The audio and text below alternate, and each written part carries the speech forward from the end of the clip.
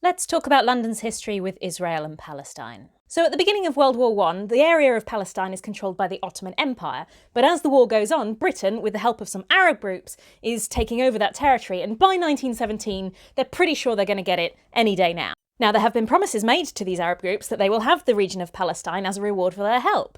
But Zionism, the idea that we should create a Jewish homeland, ideally in Palestine, is getting really popular in Britain amongst non-Jews as well as Jews. Some people in the British government believe the incredibly anti-Semitic idea that Jews control the banks and Russia and the US, and if you're fighting a world war, that sounds like very useful people to have on side. So on the 2nd of November 1917, the Foreign Secretary Arthur Balfour writes this letter to a leading Zionist called Walter Rothschild, saying that His Majesty's government view with favour the establishment in Palestine of a national home for the Jewish people, and will use their best endeavours to facilitate the achievement of this object, it being clearly understood that nothing shall be done which may prejudice the civil and religious rights of existing non-Jewish communities in Palestine, or the rights and political status enjoyed by Jews in any other country. The letter is published a few days later, and it becomes the first open support for Zionism from any national government in the world.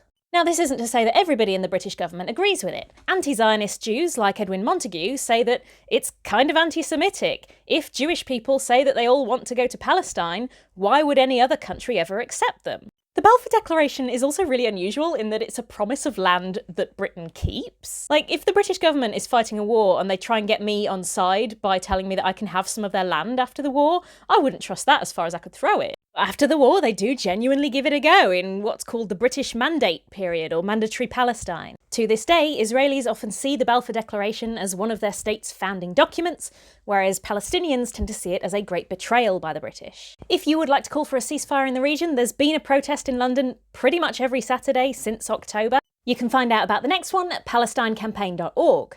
Or you can send some money to Médecins Sans Frontières, MSF.org, who are treating the wounded in Gaza. And I am going to be turning off comments on this one.